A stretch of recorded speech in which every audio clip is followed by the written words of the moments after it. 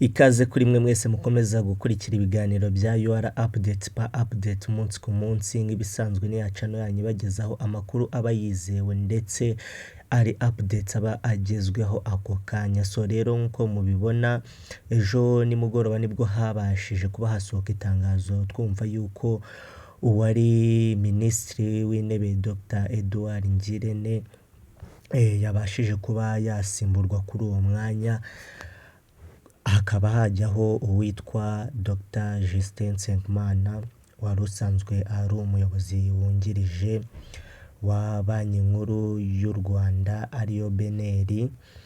Tukaba tuje kunyura mu ncamake muri bimwe mu byaranze ubuzima bwa Edouard Ngirente cyangwa se uyu ugiyeho kugira mubashe kuba mwabasobanukirwa byimbitse muri rusange. So ngira ngo Edouard Ngirente benshi mwe mumaze kumumenyera kuri uyu mwanya wa Minisitiri w'Intebe, aho yagiye akora ibikorwa byinshi bitandukanye, yatanze umusaruro ukomeye cyane mu gihugu.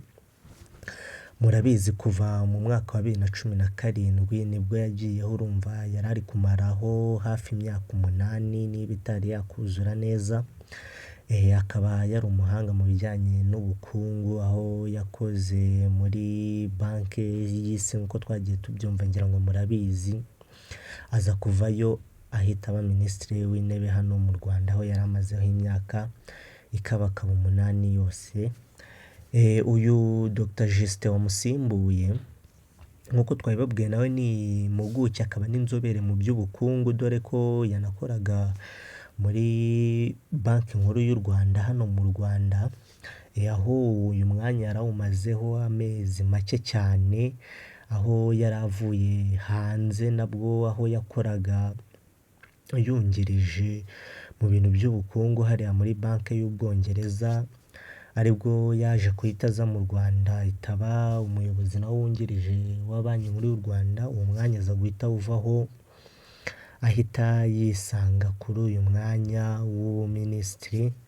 Urumva ko nawe ni inzobere mu by'ubukungu nka mugenzi we asimbuye, bigaragaza yuko nyine nawe hari umusanzu ukomeye cyane, dore ko babaga bari abantu bari abanyabwenge cyane cyane ko perezida buriya atapfa guhitamo umuntu ashidikanyaho, birumvikana, kugira ngo n'igihugu gikomeze gutera imbere kigire n'imiyoborere myiza muri rusange.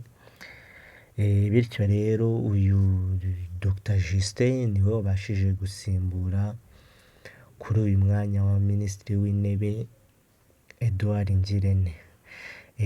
Byari ibyo ngibyo, update yari ihari, niyo makuru mashya byutse ari kugenda avugwa muri iki gitondo. Mukomeze mugire ibihe byiza, mwibutsa gukora subscribe kugira ujye ubonera andi makuru abagiye atandukanye, kugiye ko nicyo tuba tubereye ahangaha.